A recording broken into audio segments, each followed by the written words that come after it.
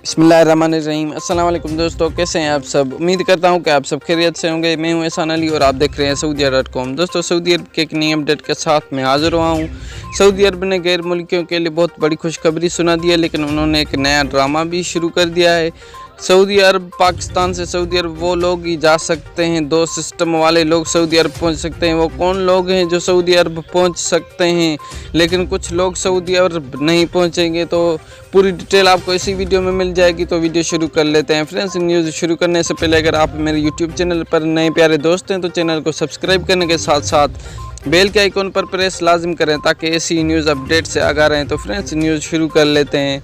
Friends, Saudi अरब ने पहले तो बताया कि वो लोग सऊदी अरब पहुंच सकते हैं जिनका राब्ता मेडिकल से हो, जो डॉक्टर हो या ऐसे सिस्टम वाले हो, मेडिकल से राब्ता हो, वहीं लोग सऊदी अरब पहुंच सकते हैं। और जो दूसरे लोग उन्होंने बताए हैं वो भी सऊदी अरब पहुंच सकते हैं।